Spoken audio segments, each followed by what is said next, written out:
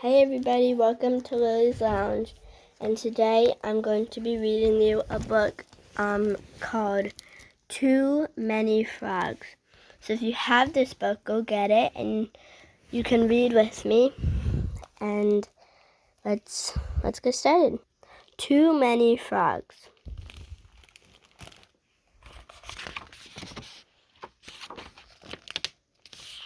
Too many frogs.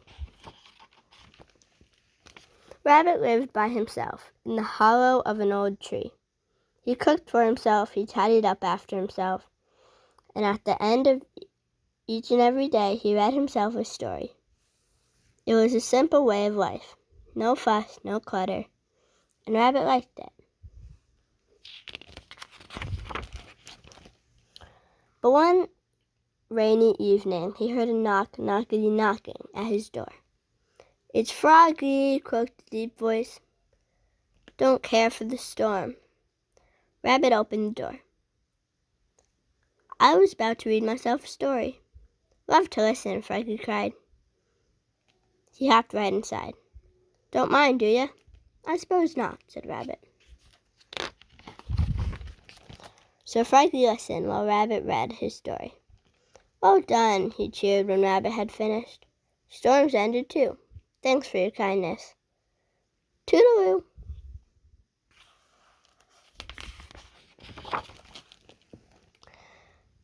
The next evening, as usual, Rabbit finished dinner, tidied up, and sat down to read himself a story. Before he could begin, he heard another knockity-knocking at his door. "It's Froggy," croaked the same deep voice. Rabbit opened the door. "I'm sorry, I was about to read myself a story." "I know," Froggy cried, and hopped right inside. "Love to listen. But first, let's fix ourselves a snack. Or 3. Do you mind? Don't mind, do ya?" "I suppose not," said Rabbit. So Froggy hopped and popped and whirred and mixed and fixed a snack. Or 3. Too much fuss, Rabbit thought.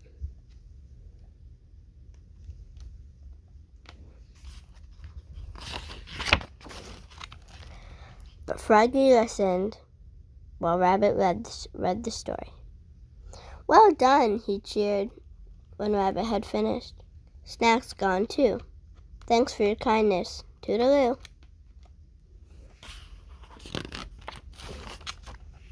The next evening, Rabbit finished dinner, tidied up, and sat down to read himself another story. Before he could begin, there was the same knockity-knocking at his door. "It's Froggy," croaked the familiar voice. Rabbit opened the door. "I was about to read," he began. "I know," Froggy said. He hopped right in. "About to read yourself a story. Love to listen. But first, let's get ourselves all comfy cozy. Don't mind, do ya?"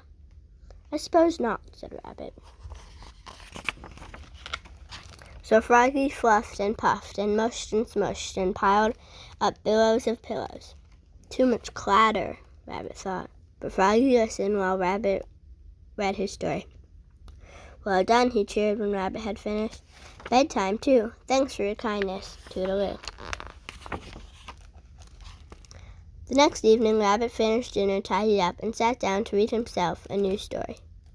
Before he could begin, there was a knockity-knocking again. "It's Froggy."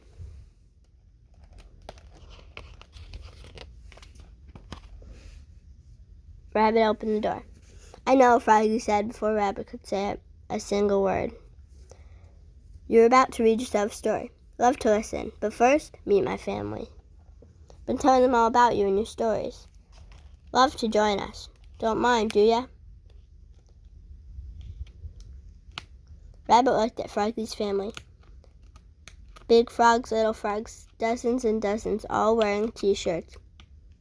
Frog family reunion. Too many frogs, he thought. Too much fuss.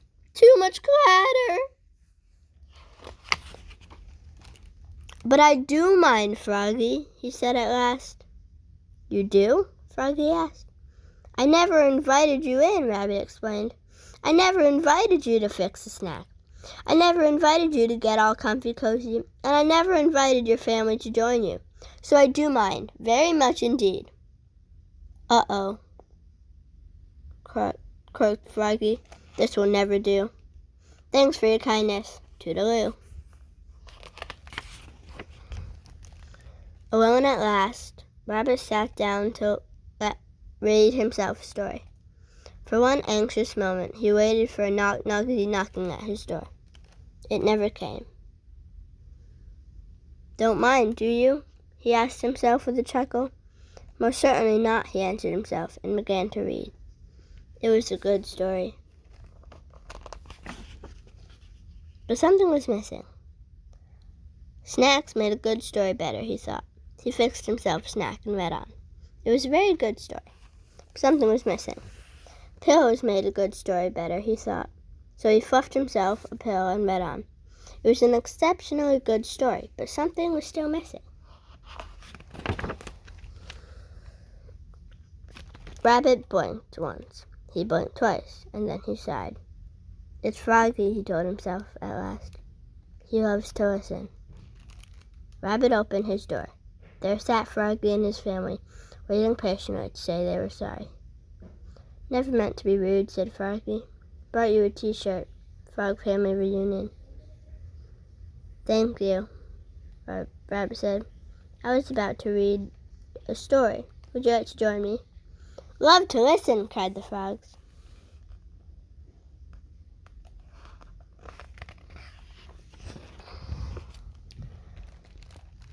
And in they all hopped, big frogs and little frogs, dozens and dozens. Rabbit offered them a snack, or 3, and helped them fluff their pillows. Then every frog listened while Rabbit read a story. Well done, they cheered when he had finished. So many frogs, Rabbit thought. So much fuss. So much clatter. It was a different way of life, and Rabbit liked it. The end. Well, that was a great story. Oh, and there he is freaking out. I love that story, and I hope you read this story too. And come back for my next video at Lily's Lounge, and make sure to like and subscribe or comment below. I had so much fun reading today, and hope to see you soon. Bye.